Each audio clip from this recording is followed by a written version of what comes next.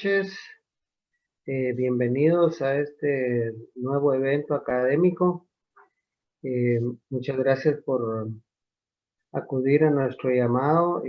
Tenemos las actividades ya programadas para todo el año, así que muchas gracias por acompañarnos haciendo este esfuerzo vía Zoom para mantener vigente a la academia. Sí que hoy tenemos una presentación muy interesante por parte de nuestros dos académicos numerarios, Gerardo Ramírez Samayoa y Edgar Chután Alvarado. Así que bienvenidos y cedo la palabra para la presentación de los conferencistas. Buenas noches. El doctor Gerardo Ramírez Samayoa es médico y cirujano especializado en medicina interna y neurología por la Universidad de San Carlos. Es licenciado en historia por la Universidad del Valle de Guatemala con un profesorado en teología por la Universidad Francisco Marroquín. Ha publicado varios artículos y ha presentado sus trabajos en congresos de historia alusivos al tema de cofradías y hermandades en Santiago y la Nueva Guatemala.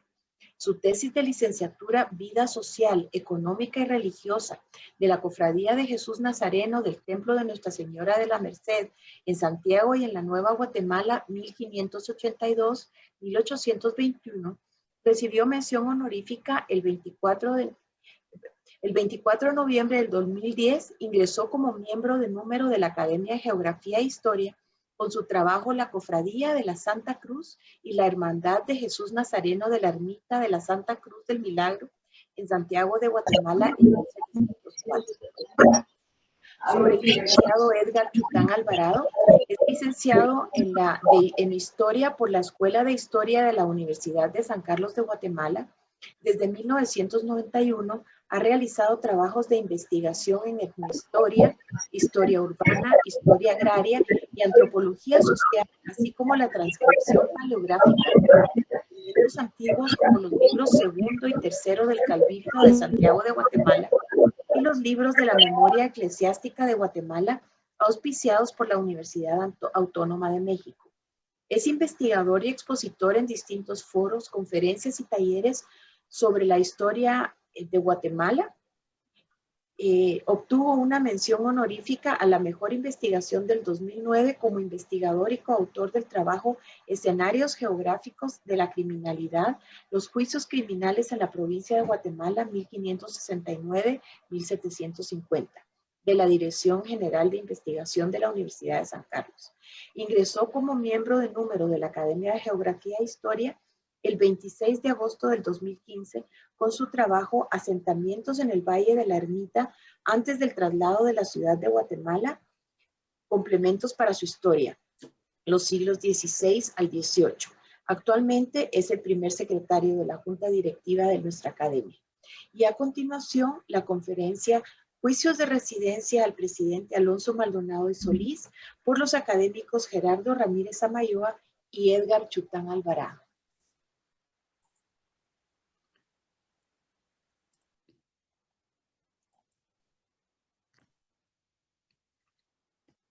Compartimos pantalla, por favor.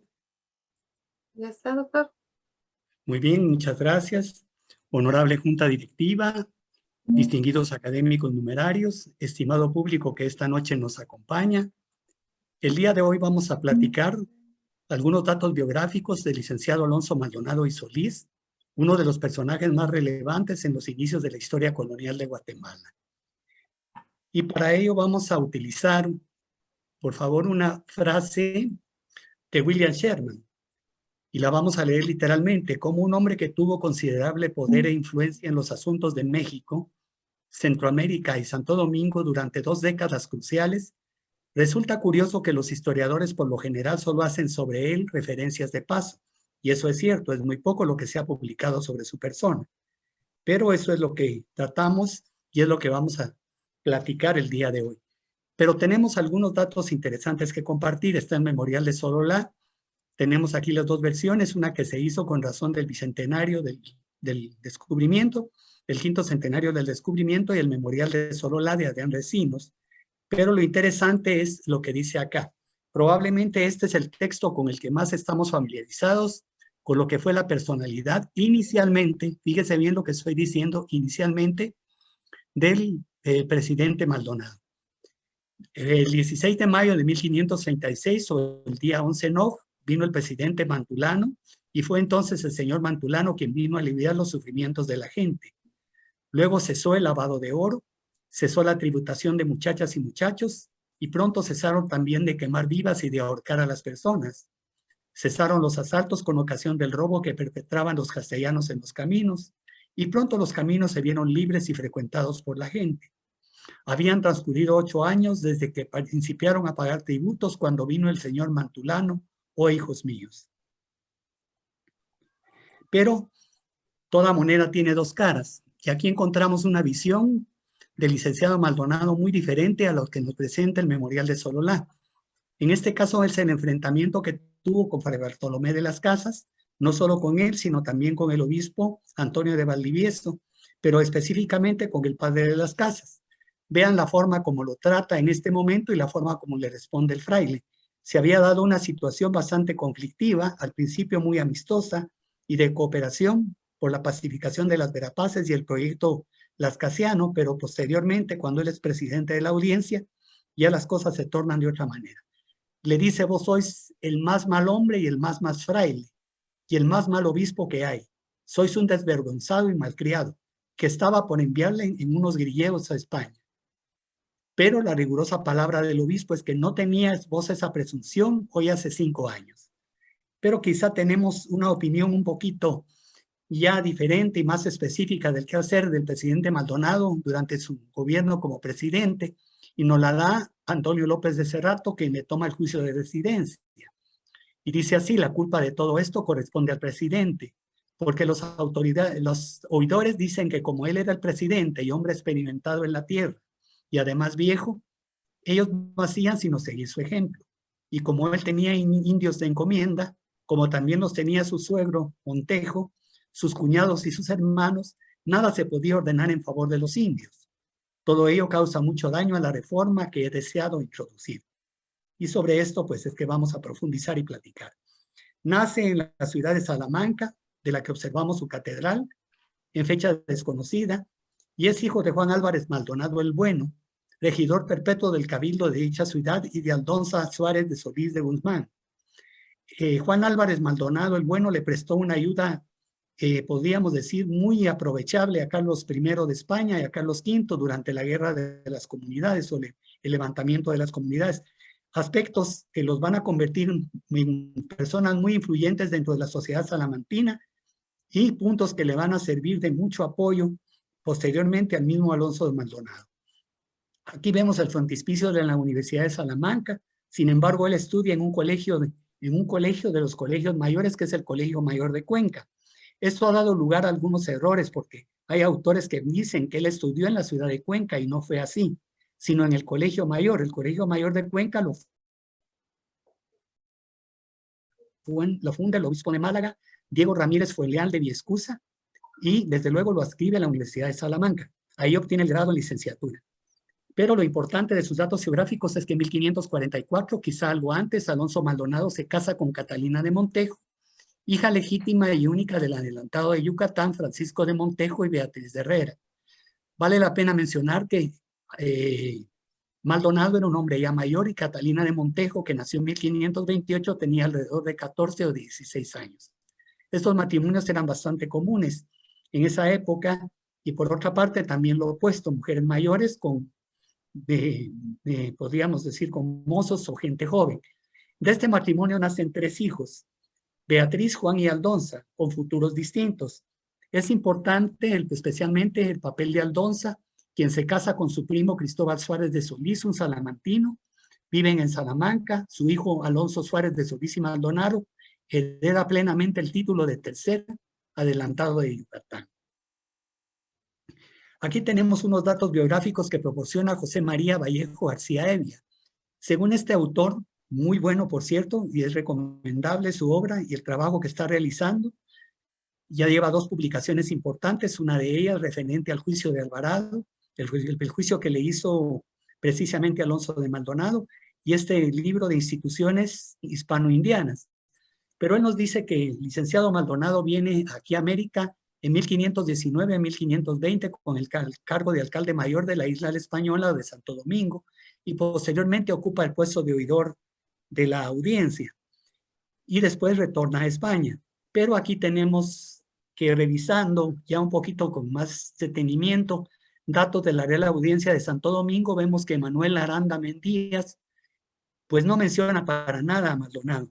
O sea que este dato lo dejamos como duda para todos aquellos que quieran investigarlo un poquito más para allá. Lo que sí está claro es que la segunda audiencia de la Nueva España se instala en la Ciudad de México de 1530. Recuerden que sustituye a la primera audiencia que estaba precedida por Nuño de Guzmán, Juan Ortiz de Matienzo, Diego Delgadillo, Diego Maldonado y Alonso de Parada. Estos dos últimos murieron antes de tomar el cargo. Una audiencia que se caracterizó por ser una audiencia corrupta.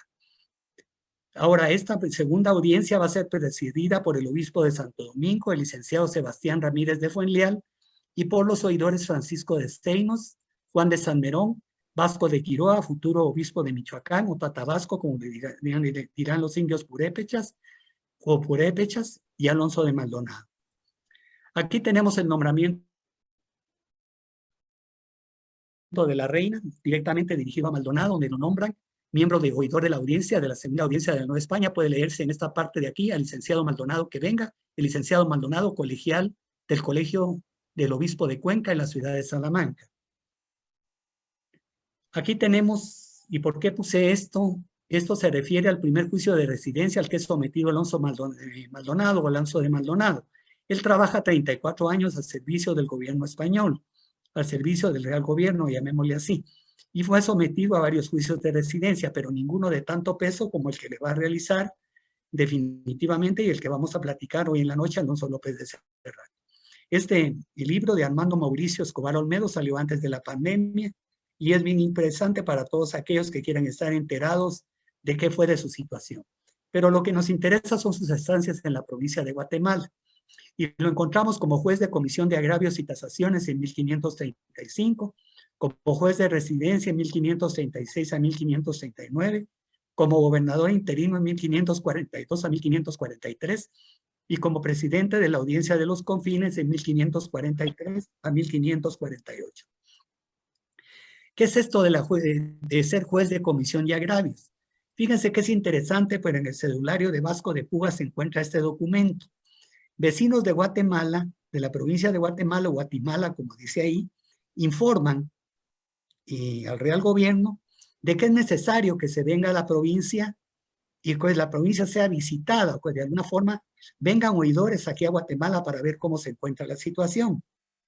Inmediatamente mandan esta orden a la audiencia de la Nueva España y ellos nombran a Maldonado como juez de comisión de agravios y tasaciones. Fíjese bien que como comisión de agravios y tasaciones era comprobar cómo estaban tratados los indios, si se había proveído acertadamente sobre su gobernación espiritual y temporal, pero no tenía jurisdicción ordinaria de gobernador de la provincia de Guatemala ni de su teniente gobernador tampoco. ¿Por qué sacamos a colación esto? Porque si ustedes principian a leer este párrafo, habla de un cabildo que no aparece en el libro de cabildos y está clarísimo. Y les tenemos aquí la copia del archivo de Indias. El 30 de agosto del año de 1535 se presenta Alonso de Maldonado ante el cabildo y pueden ver que están los miembros del cabildo: Pedro de Alvarado, está Gómez de Ulloa, Sancho de Barragón, Antonio de Salazar, Francisco de Castellanos, Juan de Chávez y el veedor Gonzalo de Ronquillo, regidores de esta ciudad, y el secretario Sebastián Álvarez de Amoeiro, que era escribano de Alonso Maldonado, que les hace y les presenta definitivamente la orden para lo que él va. Lo interesante es que Alvarado la toma en sus manos, dice que la traslada, tiene sus testigos, pero ¿qué es lo que responde a esto?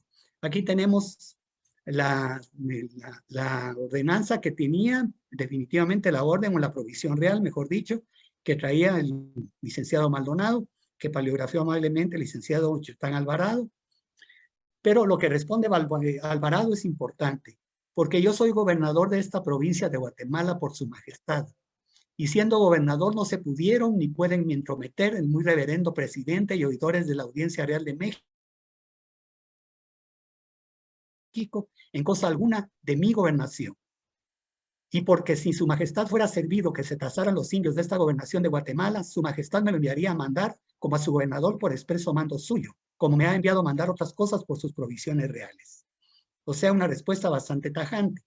Pero había una sombra que enviaba también información directamente a lo que es la corona y habla de esta tasación que era importante realizarla, que la había tratado de realizar pero que no había podido, pero que sencillamente la llegada de Maldonado había provocado alteración y el pueblo se había lebrestado, por lo que no se pudo cumplir ni realizar ni llevar a cabo ningún tipo de tasación. Se puede decir que fracasa Maldonado. Pero aquí tenemos que se presenta como juez ya de residencia en 1536, ya con una orden en la cual se le pide que tome en residencia a Pedro de Alvarado.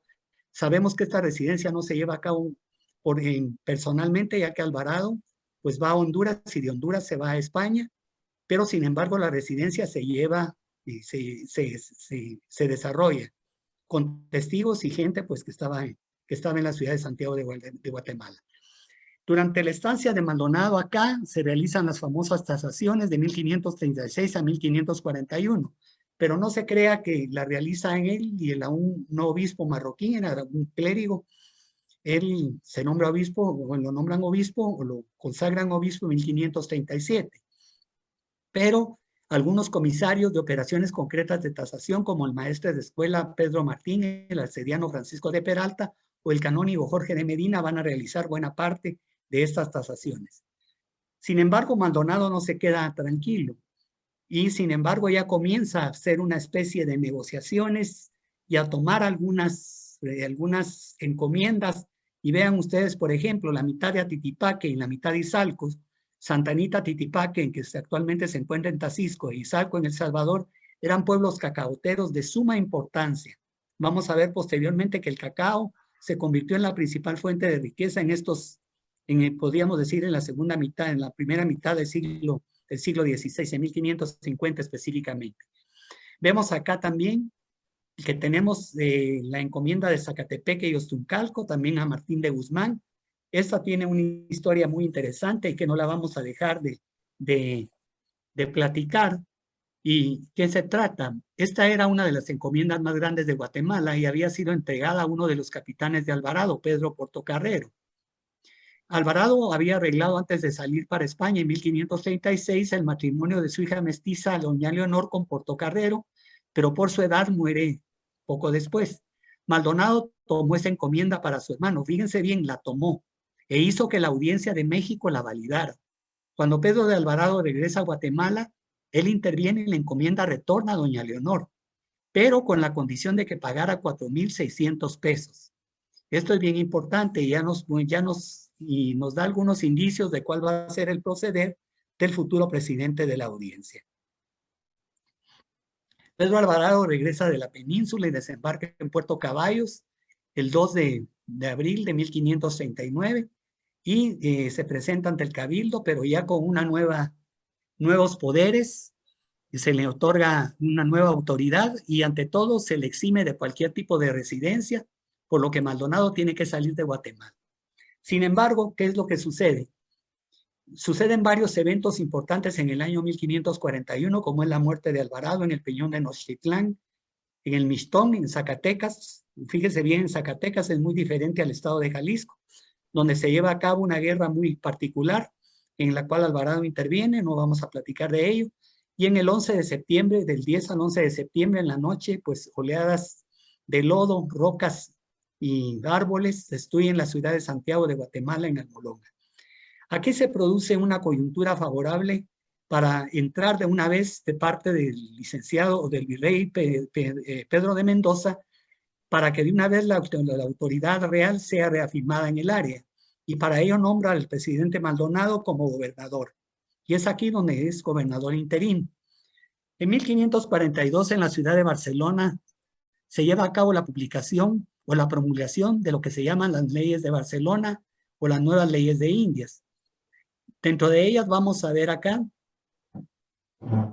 Vamos a subrayar las más importantes. Estas están dadas que aunque los oficiales reales del virrey para abajo no tuvieran derecho a la encomienda de indios, lo mismo que las órdenes religiosas, hospitales u obras comunales o cofradías. Que los esclavos indios existentes fueran puestos en libertad, si no se mostraba el pleno derecho a mantenerlos en ese estado. Que se acabara la mala costumbre de hacer que los indios sirvieran de cargadores o tamemes sin su propia voluntad y con la debida distribución. Y por último, quizás el punto más álgido y que provocaba más reacciones y que tuvo que ser derogado en las ordenanzas de Malinas de 1545, que las encomiendas dadas a los primeros conquistadores cesaran totalmente a la muerte de ellos, y los indios fueran puestos bajo la real corona sin que nadie pudiera heredar su tenencia y dominio, y que se recompensara a los primeros conquistadores y colonos con sus corregimientos y otras mercedes.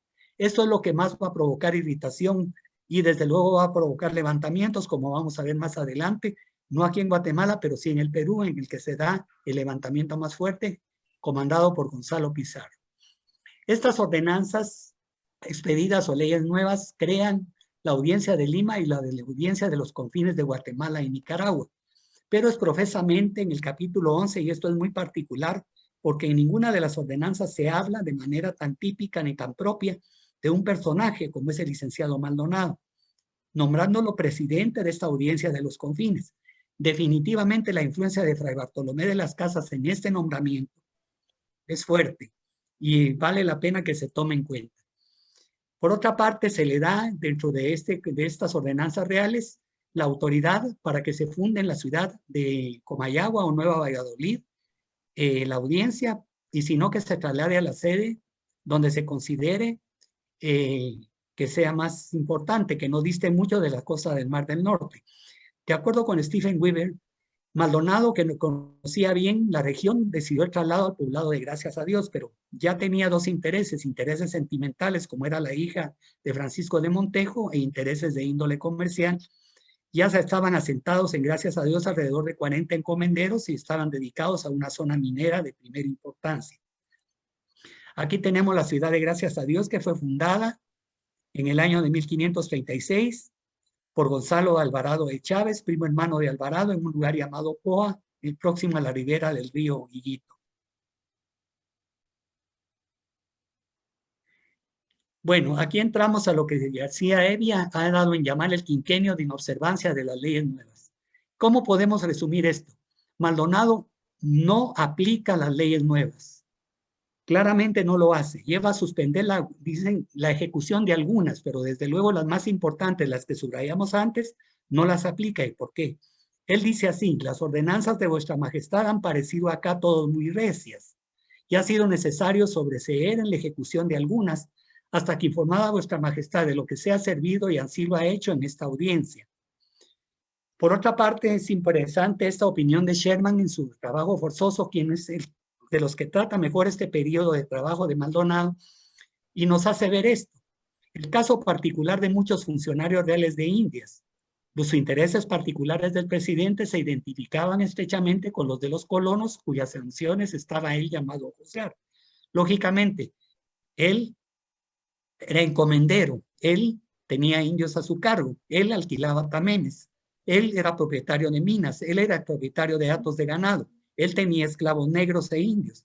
¿Cómo le iba a interesar en un momento determinado juzgar de esos mismos hechos a los colonos? Ahora, puede decirse que la renuencia de Maldonado en cuanto a aplicar las leyes nuevas se debía a una apreciación más realista de la situación local, pueden decir algunos, en comparación con la sostenida por las correspondientes autoridades de España y como el virrey Mendoza en México. Por otra parte, como lo que sucedió en el Perú con el levantamiento de Gonzalo Pizarro, Maldonado aquí se gana un punto importante porque ayuda a ese levantamiento contra Gonzalo Pizarro, enviando a Pedro Ramírez Quiñones, al oidor, al mando de 120 hombres y una cantidad de oro bastante considerable que incluso le expolia a la iglesia de Nicaragua. Esto va a servir de mucho a la hora de su juicio y su residencia y de su sentencia, desde luego. Recuérdense que Pedro Ramírez Quiñones participa en la batalla de Jaquihuajana, que es el 9 de abril de 1548, o sea, fechas que estamos cercanas a celebrar por así decirlo, pues, o acontecimientos que se celebran en este mes. Pero lo interesante, Sherman lo resume de esta manera. Sin embargo, algo que hace difícil la aceptación de dicho punto de vista es el hecho de que el presidente estuviera tan implicado económicamente en el status quo. Siendo él mismo un encomendero, le era difícil ser un juez imparcial o un consejero objetivo de la corona, especialmente en materia de encomiendas y de trabajo indígena en general. Aquí está clara la definición. Ahora, Maldonado era un individuo sumamente zorro. ¿Cómo hacía para asegurar encomiendas y para asegurarse influencias en el gobierno? Pues lógicamente lo hacía por medio del matrimonio con las viudas encomenderas. Casaba criados, casaba hermanos, casaba primo hermanos y casaba paniaguados que estaban con él, pues definitivamente. Y también con hijas de conquistadores y viudas de conquistadores. Según un decreto real, cuando un hombre se casaba con una viuda que no tenía hijos, automáticamente tenía derecho a la encomienda. Un matrimonio implicaba, sin embargo, sobornar muchas veces a miembros de la familia, como en el caso que sucedió que el primo hermano de Maldonado, Juan de Guzmán, le fuese asignado el matrimonio con Margarita de Orrego, viuda de Antonio de Osado. Estos individuos eran portugueses, no tenían ninguna prosapia, pero sin embargo habían heredado y tenían en propiedad, pues no en propiedad, en encomienda, el pueblo de Izalco, uno de los pueblos de Izalco, ricos en cacao.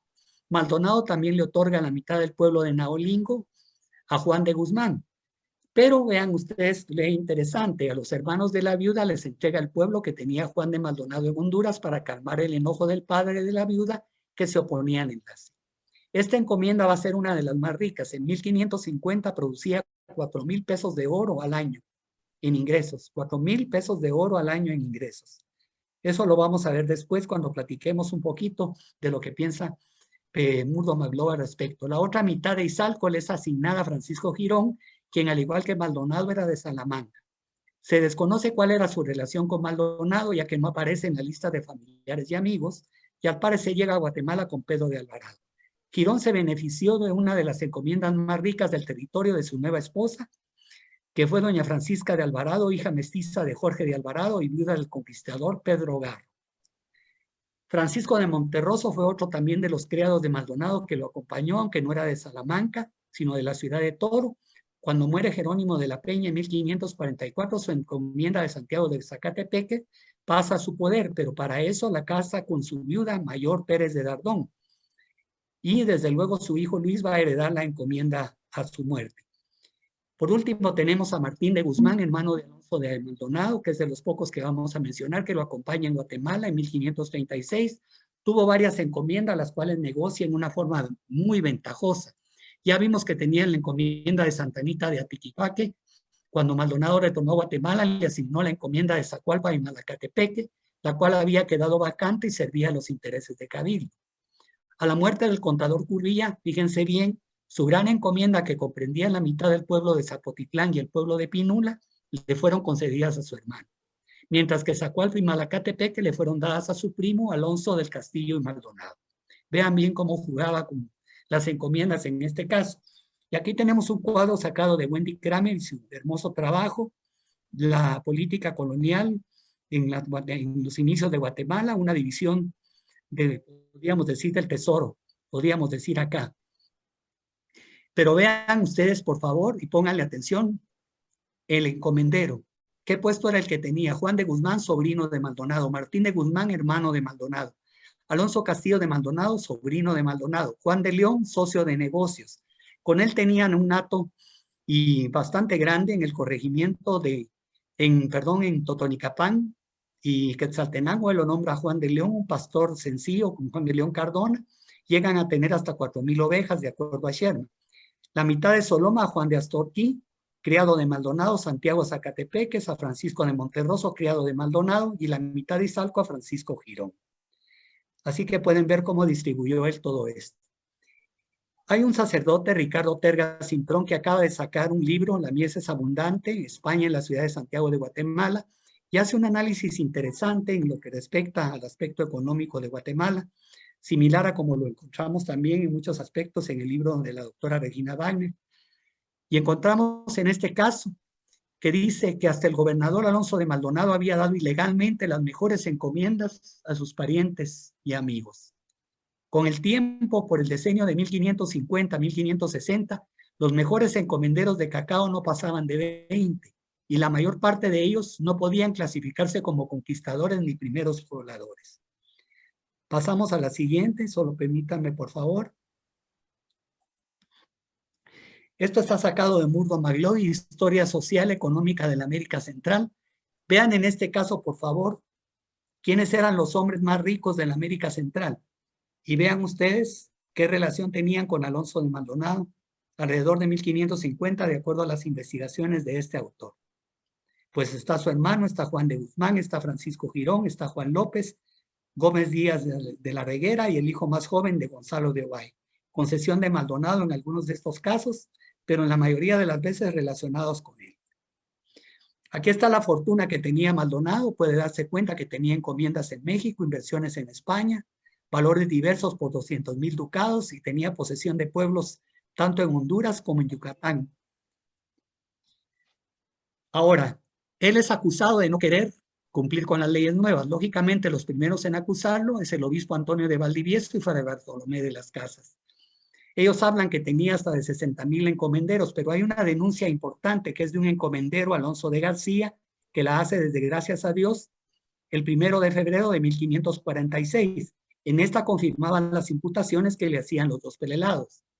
Y al poco tiempo, o pocos meses después que Alonso García pusiese por escrito sus insignadas denuncias, dos regidores del Cabildo de la ciudad de Guatemala, Francisco López y Gonzalo de Ortiz, mandan otra carta que igualmente hicieron llegar a la corte y responsabilizan directamente de los excesos cometidos en el reparto de pueblos de indios a quienes no eran conquistadores ni descendientes ni pobladores antiguos de aquellas tierras.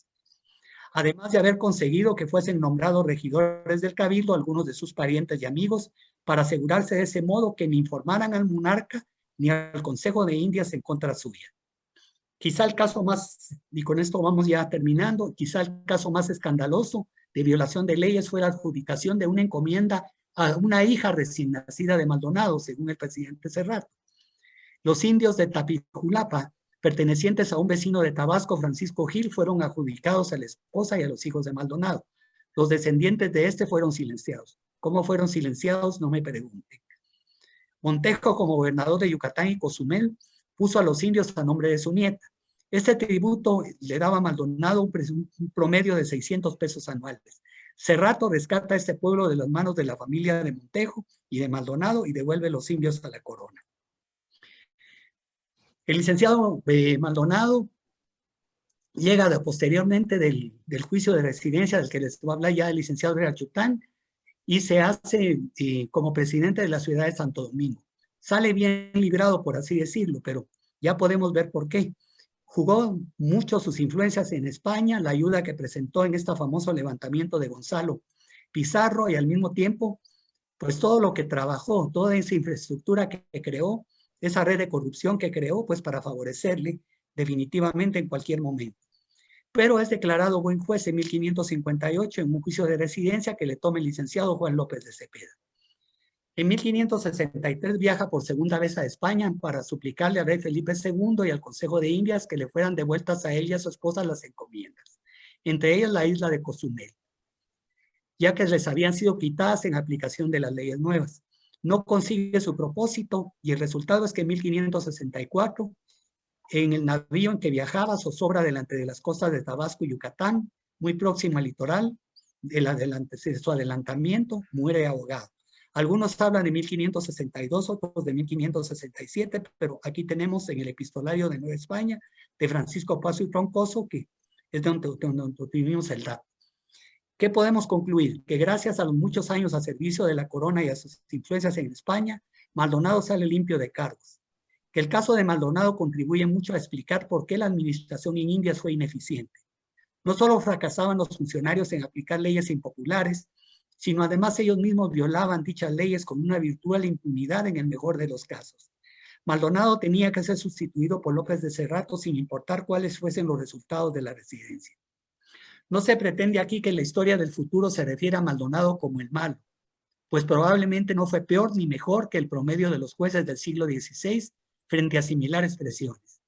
Mas con todo, permítanos no referirnos a él como el bueno, Si fue tal para los vecinos españoles, es casi seguro que los indios se vieron precisados a reservar dicho calificativo para su sucesor, el licenciado Alonso López de Serrano.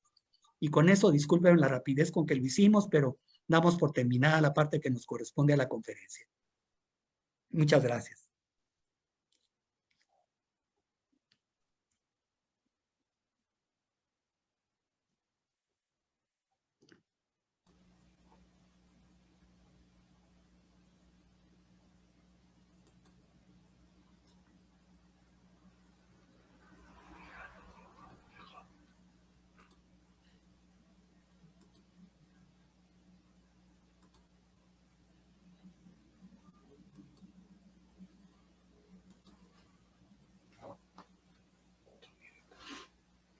Buenas noches. Buenas noches a todos y gracias por acompañarnos en esta actividad. La segunda parte de esta conferencia trata exclusivamente ya sobre el juicio de residencia en sí como tal. Es decir, que se establece básicamente en la Audiencia de los Confines en el año 1548. Para empezar entonces, ¿qué era un juicio de residencia? Tengamos claro que era un procedimiento judicial del derecho castellano indiano y que tenía como objetivo fiscalizar la labor del gobierno de los funcionarios a la conclusión de sus mandatos. Estaban sometidos a ellos los virreyes, los oidores, los magistrados, gobernadores, alcaldes y otros personajes, como el caso que nos ocupa, presidente de la audiencia.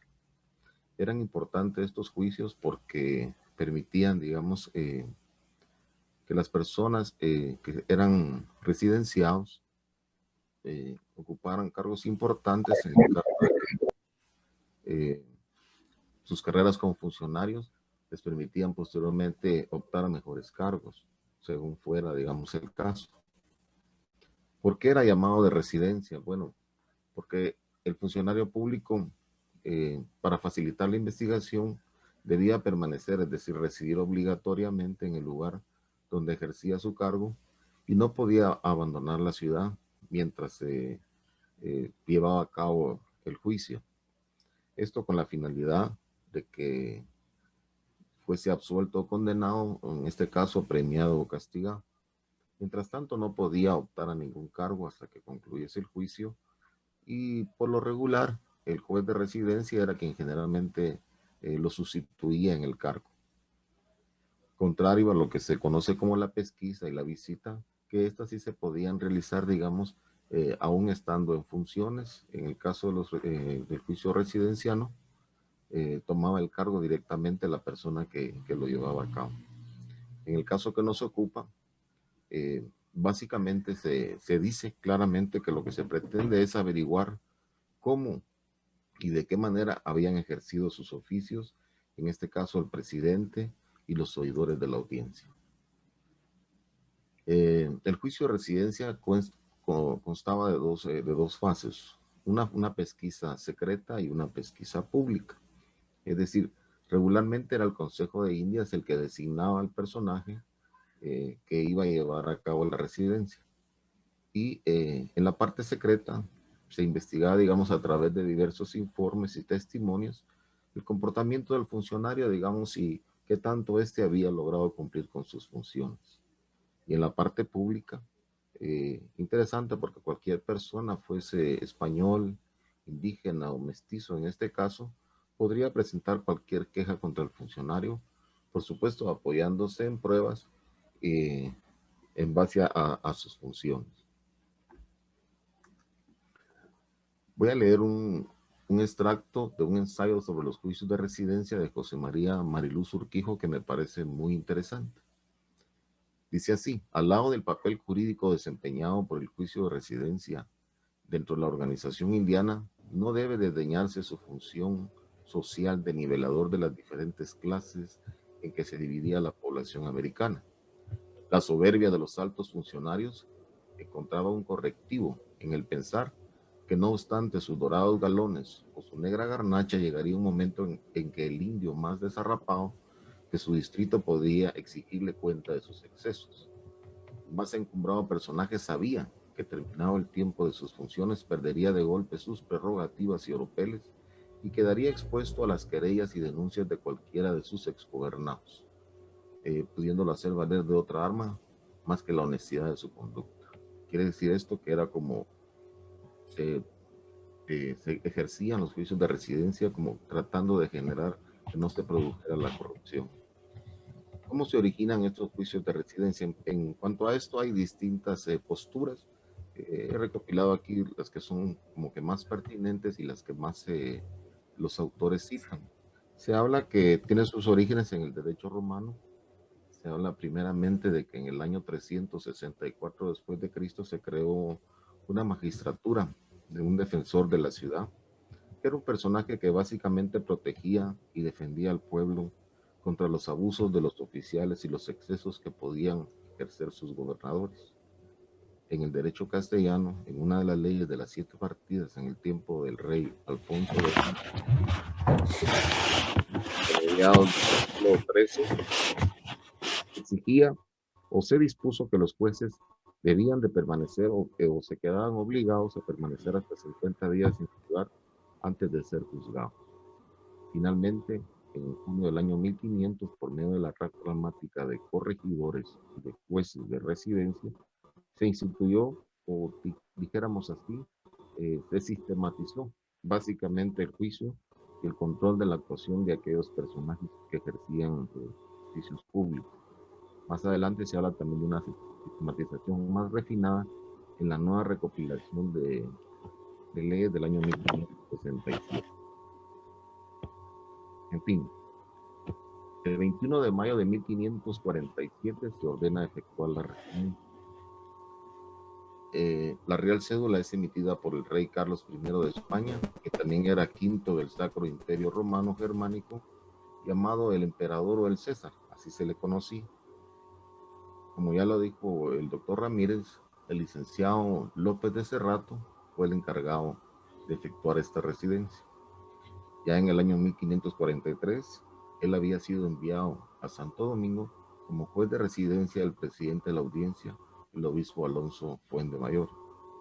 Había desempeñado el cargo de presidente en aquel lugar entre los años 1543 y 48, y posteriormente, como ya sabemos, fue comisionado a realizar la residencia Alonso de Maldonado. Perdón, licenciado, ¿podría subir el tono de su voz? Muchas gracias. Bueno, el 15 de mayo de 1544, el residenciado va a ser entonces el licenciado Alonso de Maldonado, que como ya se dijo era originario de Salamanca, que había llegado a la Nueva España en 1530, pero ya el doctor Ramírez explicó que había llegado a América en el año 1519. Había sido oidor de la Segunda Audiencia de México y se había desempeñado como oidor durante 12 años prácticamente, y posteriormente fue nombrado para presidente de la Audiencia de los Confines.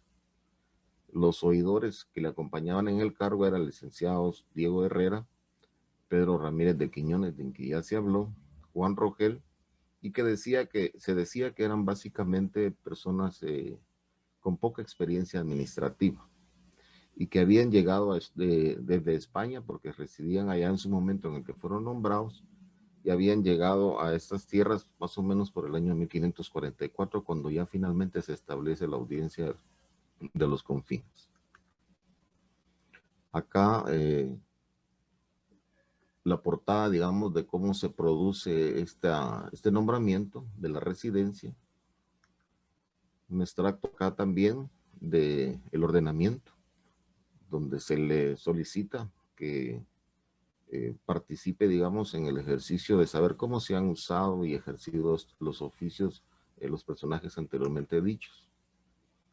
Y acá, cito textualmente, dice: encomendamos y cometemos, vos mandamos que vayáis a la provincia de Honduras, a donde la dicha audiencia reside, y luego que llegaredes a ella, toméis residencia a los dichos nuestro presidente, oidores, fiscal, relatores, escribanos, alguacil mayor, receptores, abogados y procurador de pobres, y a los otros oficiales de la audiencia por un término de 90 días. ¿Por qué señalo el término 90 días subrayado? Porque regularmente se acostumbraba a hacerlo en 60 días. y luego pues que les mandan que hagan personalmente, que resida en el lugar mientras se produce el juicio como tal. Y acá abajo pues la fuente, pues si lo quieren investigar, del archivo de Indias, Justicia 299, número 1, del folio 1 al 4. Bien, una vez llegada la real cédula, entonces es recibida en la ciudad de Gracias a Dios, que era donde se encontraba la sede de la Real Audiencia, y se envían copias a las distintas ciudades, digamos, que eran parte de la cuestión administrativa. Y en el orden en el que aparecen en la proyección fue como se fue generando la cordillera, que así se le decía. En este caso, hacia El Salvador, Olancho, Guatemala, Comayagua, Salamanca, Puerto Caballos, Trujillo, Nicaragua, Granada, en la ciudad de Panamá, en Chiapas, en Mérida, en Hueras y en el puerto de la provincia de Nicaragua, en caso Realejo, el Pregón.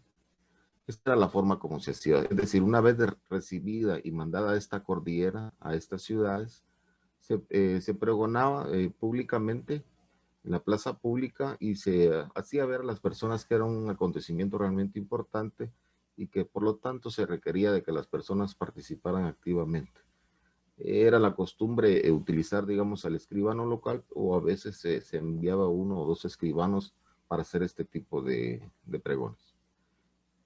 Y en él se expresaba básicamente que todas las personas que se sintieran agraviadas de los funcionarios comparecieran y acudieran a pedir, demandar, acusar o querellar, digamos, a quienes estaban siendo residenciados. ¿Cómo se produjo este juicio de residencia? Es decir, se realizó, como ya se dijo, una pesquisa secreta por medio de 60 preguntas a 30 testigos iniciales. Y la pesquisa pública tuvo un total de 48 testigos, lo que hizo un total de 78 testimonios en una primera fase. Posteriormente, de escuchado los testimonios y a estos testigos, se emitió una sentencia por parte de Alonso López de Cerrato, donde se determinan cargos de tipo general, es decir, tanto para el presidente como para los oidores. En realidad fueron 18 cargos de los que se les hizo ver, y se dieron 15 días para responder. Los descargos generales se hicieron por medio del procurador de la audiencia y se pidió en ese momento por parte de ellos una extensión de tiempo para poder aportar sus pruebas, en este caso testimonios, provisiones y probanzas, por medio de 16 testigos, es decir, que sumados a los anteriores nos da un total ya para este juicio de residencia de 94 testigos. ¿Cuáles son los cargos generales de los que estamos hablando? Bueno, primero se les dice que no han cumplido con las cortes y con las provisiones. En este caso, lo que se señala básicamente es que ellos no hicieron caso de poner en la casa de fundición, en este caso del oro, de que estuviera en la ciudad de San Pedro. Por el contrario, ellos lo hicieron en la ciudad de Gracias a Dios, que en su momento se les hacía ver de que quedaba muy lejos, es decir, a 40 leguas más o menos del puerto. Por otro lado, se decía que se daba un maltrato a los indios, que los cargaban con cargas excesivas, que concedían licencias a otros encomenderos para que pudieran también utilizarlos, en este caso, como tamemes, y incluso habían procedido a hacer tasaciones de indios tamemes y te permitían las licencias para que todos pudieran explotarlos, es decir, los vecinos sobre todo que tenían actividades de tipo comercial. Se decía también que se servían de indios e indias naborías y que no acostumbraban a pagarles, lo cual ya en los testimonios se había quedado más que manifiesto.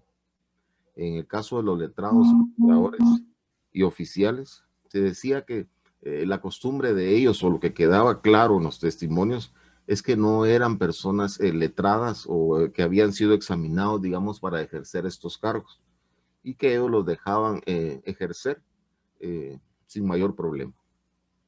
Por otro lado, en el caso de negociar con los pleiteantes, regularmente se les acusaba a los oidores de que ellos siempre se hacían acompañar por las calles de las personas que a veces estaban siendo recriminadas por algún acto ilícito o que tenían algún problema. Sin embargo, ellos negociaban abiertamente en las calles y lo hacían de manera descarada.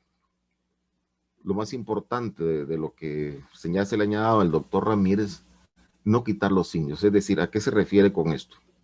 Sobre todo oficiales de Hacienda, fiscales, el propio presidente, digamos, no habían procedido a quitar los indios que tenían en situación de esclavitud.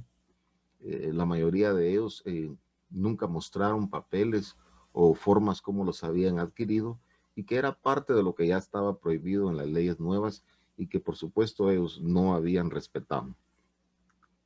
En cuanto a los casados, todos sabemos que existió la situación de que se pedía de que los casados regresaran a España por sus esposas o que mandaran a traerlas debido a la situación que se daba, sobre todo de casos de avancebamiento o digamos algunos actos que públicamente eran sancionados.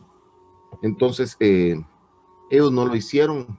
Se dice que básicamente disimularon hacer este tipo de encargo, y sobre todo se habla de los criados de Maldonado, que dice que pues a ellos siempre se les perdonó todo tipo de situaciones. En el caso de la data de corregimientos, de lo que más se les acusa es que procedieron a entregar encomiendas a personas que no eran conquistadores, que no eran hijos de conquistadores, e incluso se habla de la data de corregimientos a algunas personas de origen portugués. Y dentro del juicio se señala que lo que sucede es que hay algunos intereses ahí económicos, como ya lo señalaba el doctor Ramírez, sobre todo en cuestiones de casamientos. Se les pedía siempre que no intervinieran en conflictos que tuvieran que ver con los indios. Sin embargo, ellos siempre estaban interesados y abogaban siempre metidos en estos líos porque de alguna manera se peleaban, digamos, la posesión de los mismos para sus trabajos personales. No liberar de la esclavitud. Esto, como ya se dijo, fue de lo más grave, de lo que más se les acusó, que no habían procedido a liberarlos de la esclavitud, sobre todo de esa esclavitud disfrazada que siempre se hizo ver en esta primera fase de la colonia. Posteriormente se habla de los aranceles y derechos. ¿A qué se refiere esto?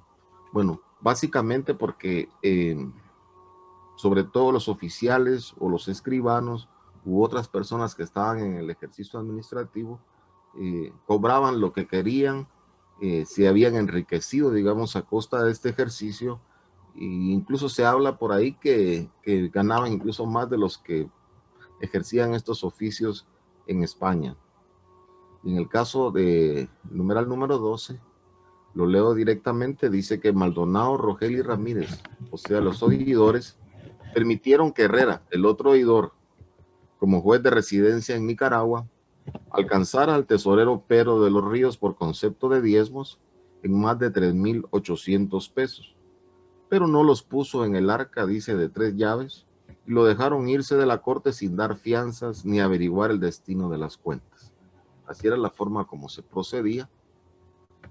En el numeral número 13 dice que los encomenderos alquilaban indios, es decir, que permitían por ahí que la mayoría de encomenderos alquilaran a los indios, incluso no estando tasados. Pero en el peor de los casos lo que sucedía es que en estos ejercicios muchos de los indios fallecían por las pesadas cargas que les habían, a los que eran sometidos. Y por supuesto no los quitaban ni castigaban a las personas que procedían de esta manera. En el caso número 15, Maldonado, Ramírez y Rogel, dice la nota, cuando Herrera hizo la residencia en Nicaragua, quitó los indios a Isabel de Bobadilla, quien era la mujer del tesorero Pedro de los Ríos. Luego dice, haciendo caso omiso de la ley, revocaron la orden real y devolvieron a la Bobadilla los indios que le habían quitado, hasta que su majestad ordenó quitarlos de nuevo. Quiere decir que incluso las ordenanzas directamente reales no eran obedecidas. Por otro lado, ellos sabían de que Gonzalo Ortiz, que era un regidor, había enviado una carta a Pedro de Puelles, manifestándole su apoyo en el lanzamiento de encomenderos contra su majestad, que tuvo lugar en el área del Perú y Quito, al lado de Gonzalo Pizarro, en el caso que ya señalaba el doctor Ramírez. Entonces ellos sabían que ya le había enviado una carta y le había mostrado su apoyo, pero también sabían que le habían invitado a venir a las provincias para juntarse con algunos personajes del lugar y sublevarse también. Aún así, solo le condenaron, dice, a 2 años de destierro, siendo un delito sumamente grave. Y todavía aún sobre esa situación le dieron licencia para entrar a Guatemala posteriormente, cuando ya se sabía que no podía hacerlo. Si se quiere, lo gracioso de este caso es que todavía ellos le dieron tiempo, porque él les manifestó que no salía del reino porque todavía tenía algunos negocios que arreglar en su momento. Esto era otra de las situaciones sumamente difíciles, el oro alterado. Es decir, era una situación sumamente grave porque muchos de los oidores acostumbraban a quitar el oro a algunas personas o a algunos encomenderos o a algunos otros personajes y unirlo, mixtarlo con un oro de menor calidad, o exigían, digamos, en este caso al ensayador, al fundidor o al marcador, que lo hicieran con oro de menor peso. Y esto era parte, digamos, de los delitos que ellos cometían, porque alteraban, digamos, la calidad del oro y el peso. Pero además de eso, acostumbraban también que el oro que ya estaba, digamos, en cajas, a veces lo prestaban o iban directamente al lugar y lo pedían al tesorero y luego no lo devolvían y hacían negocios con el mismo. Finalmente se les acusa de no impartir justicia y de no prestar los debidos servicios al rey por estar siempre enfrentados. ¿A qué se refiere con esto? Ya son un poco las diapositivas que están acá, porque en realidad lo que sucedía es que entre ellos existían muchas diferencias, sobre todo por cuestiones sumamente pasionales.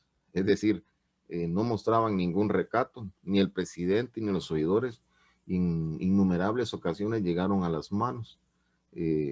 Era muy común, digamos, dentro de esas disputas, disputarse sobre todo esclavos, minas, tamemes, arrebatar indios a algunas personas, pero lo más significativo, y es algo de lo que finalmente no se juzga directamente, es el amancebamiento y el tener relaciones con mujeres casadas, con mujeres viudas.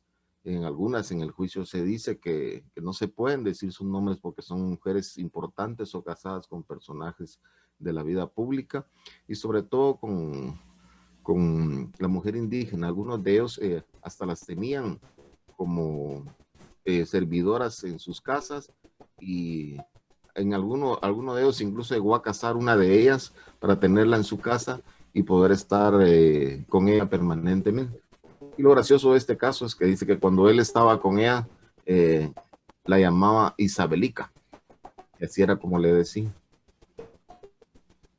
Para sus descargos, entonces, Maldonado acudió al procurador de la audiencia, Francisco Rodríguez de Zúñiga, y para presentar su defensa lo hizo por medio de 16 testigos más de descargo. Solicitó una prórroga de 10 días y en la sentencia directamente que le hizo López de Cerrato el 30 de agosto del año 1548, da la casualidad que el licenciado Cerrato se limitó solamente al castigo de penas pecuniarias, es decir, en este caso algunas multas, y lo relacionado con los delitos mayores, ¿verdad? Los delitos mayores y las condenas sencillamente lo remitió a su majestad y al Consejo de Indias para su determinación y punición convenientes. Según he leído por ahí, parece que este era el procedimiento como que más político en su momento para no incurrir en errores o no lograr enemistades.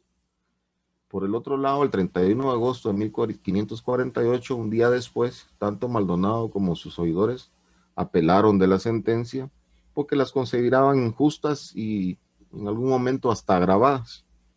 El presidente incluso aceptó la apelación y prometió elevarla al Consejo de Indias. ¿Cuáles fueron en sí los cargos que se le imputaron a Maldonado y que le fueron notificados el 17 de julio de 1548? Fueron básicamente 6 cargos. Es decir, votar en asuntos suyos. Lo resumo así porque él en muchos de los procedimientos se convirtió en juez y parte de los juicios. Y siempre se le acusaba de ingresar, digamos, a la audiencia cuando se estaba votando en aspectos que tenían que ver con su familia o con sus intereses. El ausentarse frecuentemente de la audiencia, él justificaba de que era por cuestiones de servicio a la corona, pero en realidad, como ya lo señalaba el doctor Ramírez, lo que sucedía es que él era propietario como encomendero, digamos, de varios pueblos en el área de Honduras y también de algunas minas. Entonces, regularmente nunca estaba en la audiencia porque él siempre andaba viendo sus negocios. Además de esto, también se había convertido en un comerciante y distribuía muchos productos en los pueblos. También era poseedor de indios para su servicio, es decir, de lo que tanto se les había pedido y de lo que tanto se le había encargado. El defensor no fue posible.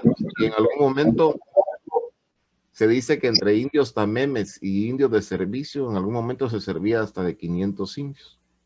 Lo mismo que el servicio de los indios naboríes, a los que no pagaba, como ya se dijo anteriormente, y que utilizaba para sus servicios personales, como lo hizo también con algunos funcionarios, digamos, en el ejercicio, que los utilizaba para sus asuntos también personales. Además de esos 6 cargos, entonces, se le agregan los cargos generales que ya se hicieron mención para él y los oidores. ¿Cómo respondió Maldonado a estos cargos? Bueno, solicitó realizar 2 interrogatorios y presentar 16 testigos para su defensa. Agregó básicamente en su defensa que él era una persona muy inclinada al servicio y que siempre había tratado y procurado hacer justicia a los indios, pero o a los naturales, y en el mejor de los casos para él, como ya lo dijo el doctor Ramírez, siempre se abocó a ser una persona con mucha cordura y que no había sido posible aplicar las nuevas ordenanzas. Había tenido él como que mucho cuidado en hacerlo, precisamente por lo que había sucedido en el Perú y por lo que también se hablaba en México del miedo de una sublevación, y que por lo tanto no lo había considerado conveniente, sino solamente en aquellos casos en los que parecía no afectar totalmente los intereses, sobre todo de los encomenderos. Al final, yo coloco acá que salió bien librado, porque tanto él como los oidores, digamos, y todas las arbitrariedades que hicieron, prácticamente se hizo de la vista gorda y no procedió a castigarle. Sin embargo, el doctor Ramírez me señalaba que precisamente esta afiliación que tenía él en España de importancia a la familia y las ayudas que había dado la corona, pues de alguna manera habían incidido precisamente en que su caso se enviara a la corte y se juzgara de otra manera. Por ahí se agrega también que en estos procesos los testigos, los que habían sido en este caso sus acusadores, tendían regularmente a dar marcha atrás en sus testimonios o en sus declaraciones. Decían posteriormente que las personas a las que increpaban estaban solventes, y quizás dentro de esto podría pensarse que existían amenazas, corría dinero de por medio, o en el caso de algunas represalias posteriores con estos funcionarios, como ocurrió posteriormente cuando el mismo Cerrato nombró a 2 de los mismos oidores que habían sido juzgados y que después se dieron a la tarea de perseguir, digamos, a las personas que en sus testimonios les habían acusado. Y solamente gracias por su atención.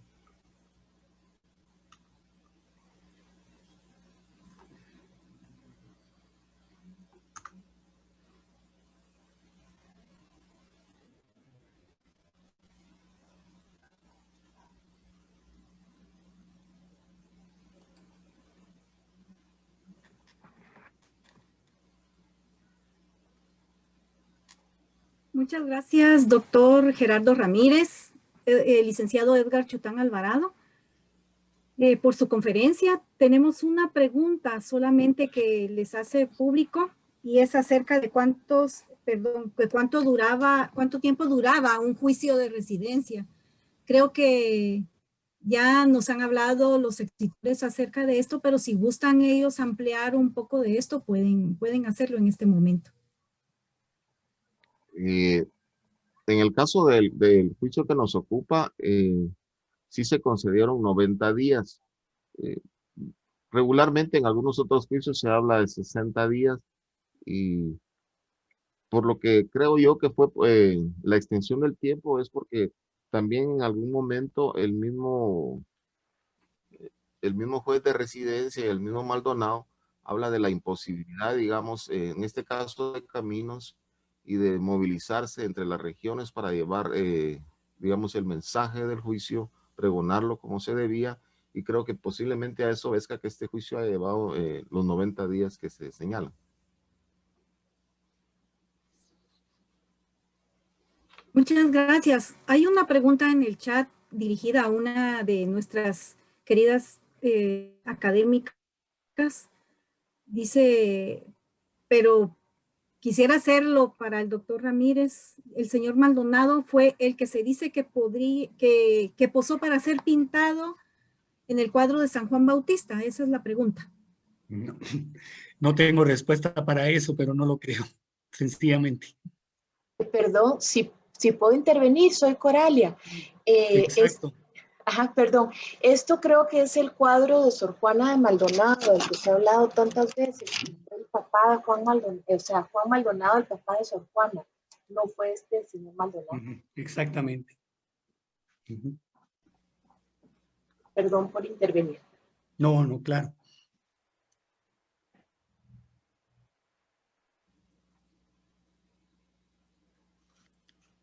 ¿Ya no tenemos más preguntas, Cintia?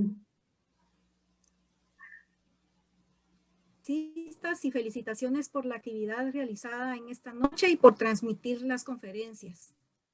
Gracias, licenciado. Gracias, doctor. Gracias, licenciado. A usted, gracias. Buenas noches. Felicitaciones, buenísima, interesantísima, súper bien documentada. Muchas gracias por compartirla con nosotros. ¿Queda así el tiempo para el doctor Jorge Ortega Gaitán? Bueno, reiterando las felicitaciones para nuestros dos conferencistas de la noche. Muchas gracias, una información muy atinada, con suficiente respaldo y que le da honor a nuestra corporación. Así que felicitaciones y esperamos mayor participación en las actividades prebicentenario de la independencia de Centroamérica. Muy bien, el día 28 de abril invitamos a la conferencia Indumentaria Guatemalteca en la época de la independencia por la académica Bárbara de Antón, en copatrocinio con la Academia de Geografía e Historia de Guatemala, Museo Ishel del Traje Indígena y el Museo Popol Vuh. Con este anuncio les agradezco su presencia en esta actividad. Les deseo muy feliz noche y gracias por acompañarnos. Así que los esperamos el 28 de abril para la próxima actividad académica. Pasen muy feliz noche.